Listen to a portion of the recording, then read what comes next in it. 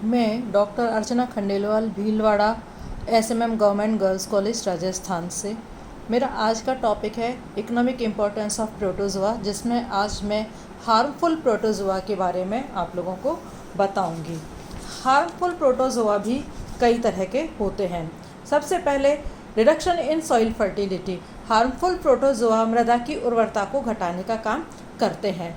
मिट्टी में करीब 200 से 300 प्रजातियां ऐसी पाई जाती हैं प्रोटोजोआ की, जैसे कि सीलिएट्स हैं, फ्लैजिलेट्स हैं, राइजोपोड्स हैं।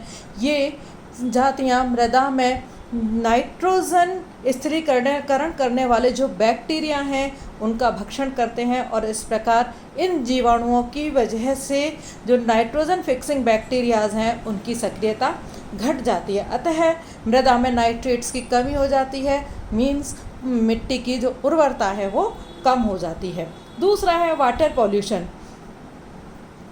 मल में पाए जाने वाले प्रोटोजोआ उस पीने योग्य जल को कंटामिनेटेड कर देते हैं जहाँ पर कि ये प्रोटोजोआ पाए जाते हैं। जैसे कि कुछ फ्री लिविंग प्रोटोजोआ पानी के संपर्क में आकर के पानी को खराब कर देते हैं। फॉर एग्जांपल यूरोग्लेनोप्सिस प्रोटोजोआ, जो कि दुर्गंध युक्त एरोमेटिक पदार्थ स्रावित करते हैं और उसको बदबू वाला पानी बना देते हैं। पेरिडियम है, बर्सारिया है, ये जल के अंदर कीचड़ के जैसी बर्सारिया जो है पानी में कीचड़ जैसी बदबू फैलाता है। एंड पेरिडियम्स की वजह से जल में सीपियों की कवच की गंध आती है, जिससे कि पानी जो है वो पीने लायक नहीं रह जाता है। कुछ प्रोटोजोआ जो हैं समुद्री जल में रहने वाले जैव संदिग्ध प्रोटोजोआ होते हैं, जैसे कि डायनोफ्लैजिलेट्स, नॉक्टिल्यूका है, जिम्नेडियम है, गैनियोकैलेक्स है, जो कि कभी कभी जल में इतने अधिक हो जाते हैं कि जिनकी वजह से जल का रंग जो है लाल रंग का वो पानी दिखाई देने लग जाता है। पानी के इस लाल रंग को दिखाई देने को या पानी में इन प्रोटोजोआस की मात्रा का ज़्यादा होना ब्लूमिंग कहलाता है। समुद्री जल इस प्रकार गंदा और दुर्गंध युक्त हो जाता है। इसकी वजह से क्लैम्स, ऑयस्टर, सीपियाँ और मछलियाँ जो हैं वो मनुष्य का भोजन होते हैं। वो खाना जो है ये विषाक्त हो जाता है और प्राणियों की संख्या ज़्यादा मात्रा में होने लग जाती है। थर्ड जो पॉइंट है प्रोटोजोआ में परिजीविता। प्रोटोजोआस के अंदर पैरासिटिज्म जो है पाया जाता है। पैरासिटिज्म मीन्स प्रोटोजोआ के सभी वर्गों में रोग उत्पन्न करने वाले प्रोटोजोआ पाए जाते हैं, जैसे कि फ्लैजिलेटा है, स्पोरोजोआ है। ये कंपैरेटिवली ज़्यादा रोग उत्पन्न करते हैं। मनुष्य में लगभग 25 से अधिक प्रोटोजोआ पैरासाइट्स पाए जाते हैं, जैसे कि अमीबा है, फ्लैजिलेट्स हैं, सीलेट प्रोटोजोआ है, स्पोरोजोआ हैं। ये सभी क्या है मनुष्य के अंदर बीमारियां उत्पन्न करते हैं। लेकिन कुछ प्रोटोजोआ ऐसे भी होते हैं जो कि हानिकारक नहीं होते हैं, और कुछ प्रोटोजोआ ऐसे होते हैं जो मनुष्य के अंदर घातक बीमारियां उत्पन्न करते हैं। क्योंकि रोग उत्पन्न करने वाले प्राणी सामान्यतः परजीवी होते हैं, इसलिए हम यहाँ पर परजीवी प्रोटोजोआ के बारे में पढ़ेंगे। तो प्रोटोजोआ के अंदर परजीविता जो है, क्या मतलब है परजीविता का? दो प्राणियों के बीच का एक ऐसा संबंध जिसमें परजीवी कहलाने वाला प्राणी पोषक या होस्ट नाम के दूसरे प्राणी पर रहकर जीवन निर्वाह करता है।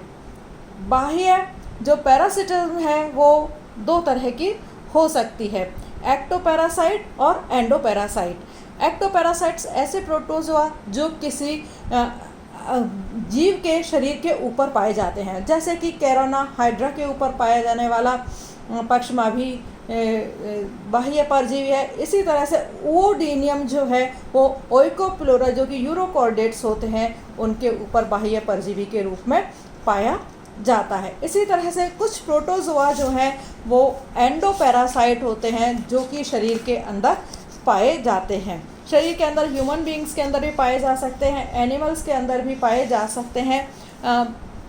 जैसे कि प्लाज्मोडियम मलेरिया फैलाने का काम करता है। प्लाज्मोडियम की विभिन्न जातियां विभिन्न प्रकार के बीमारियां उत्पन्न करने का काम करती हैं।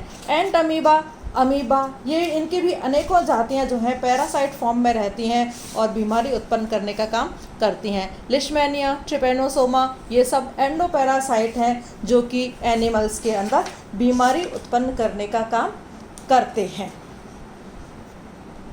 होस्ट स्पेसिफिसिटी, परपोषी विशिष्टता। कुछ परजीवी कुछ विशेष परपोषियों के ऊपर ही या विशेष होस्ट के ऊपर ही निर्भर करते हैं और वहीं अपना जीवन चक्र दोहराते हैं, यही परपोषी विशिष्टता कहलाती है। प्रोटोजोआ परजीवियों में दोनों प्रकार की विशिष्टता होती है कि ये स्पेसिफिक भी हो सकते हैं और अनेक जातियों के ऊपर भी निर्भर हो सकते हैं। फॉर एग्जांपल जो ट्रिपैनोसोमा है वो उसकी लगभग 500 स्पीशीज़ पाई जाती हैं और वो सभी अलग अलग प्रकार के कशेरुओं के ऊपर पाए जा सकते हैं, जबकि एंट अमीबा और इमेरिया का स्वभाव है कि वो बहुपोषीय होता है, मीन्स 2 होस्ट के ऊपर पाया जाता है। दूसरी प्रवृत्ति का उदाहरण है प्लाज्मोडियम मलेरिया परजीवी, जो कि केवल होमोसेपियंस अर्थात मनुष्य जाति तक ही सीमित रहता है, और जियार्डिया और कॉक्सीडिया ये भी केवल मैमल्स तक ही सीमित होते हैं। तो इस तरह से जो प्रोटोजोआ हैं वो होस्ट स्पेसिफिक होते हैं, वो एक होस्ट के ऊपर भी अपना जीवन व्यतीत कर सकते हैं, 2 होस्ट के ऊपर भी और अनेकों होस्ट के ऊपर भी अपना जीवन व्यतीत कर सकते हैं। नाउ इनकी वजह से शरीर पर क्या प्रभाव पड़ता है? सबसे पहले तो ये जो होस्ट के शरीर के अंदर के टिश्यूज़ को ख़त्म कर देते हैं, डिस्ट्रॉय कर देते हैं।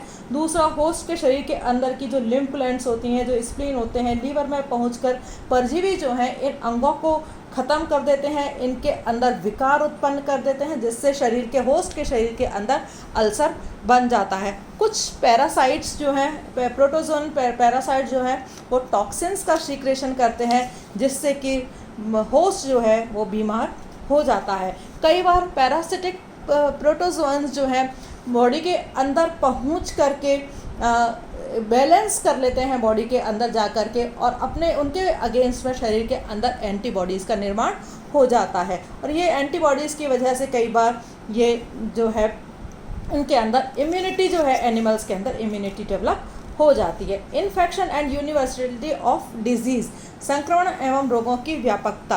परजीवी का एक परपोषी से दूसरे में पहुंचने की प्रक्रिया को संक्रमण कहते हैं। इस एक होस्ट से दूसरे होस्ट में पहुंचने के माध्यम कई सारे हो सकते हैं, जैसे कि मिलन है, स्पर्श है, चुंबन है, इनके द्वारा संक्रमण हो सकता है। इस प्रकार संक्रमित होने वाले परजीवियों में एंटमीबा जिंजिविलिस है, ट्राइकोमोनास वेजिनलिस है, जो कि संक्रमण फैला देते हैं। संदूषित या कंटामिनेटेड भोजन, पानी, वायु और अन्य वस्तुएं जिन्हें कि मनुष्य सामान्यतः ग्रहण करता है, उनके माध्यम से भी संक्रमण हो जाता है, जिनकी वजह से एलिमेंट्री कैनाल में जो है सभी परजीवी ये सभी परजीवी एलिमेंट्री कैनाल को बीमार खराब कर सकते हैं। तो बहुत सारे ऐसे प्रोटोजोआ हैं जो कि एनिमल्स को या जो कि ह्यूमन जाति को या एनिमल्स को नुकसान पहुंचाते हैं। फॉर एग्जांपल टॉक्सोप्लाज्मा नामक प्रोटोजोआ जो है वो मनुष्य में पाया जाता है। इसी तरह से ट्रिपैनोसोमा क्रूज़ाई नाम का प्रोटोजोआ जिसका कि वाहक सेटसी मक्खी होती है, वो भी मनुष्य में नुकसान पहुंचाता है। Thank you.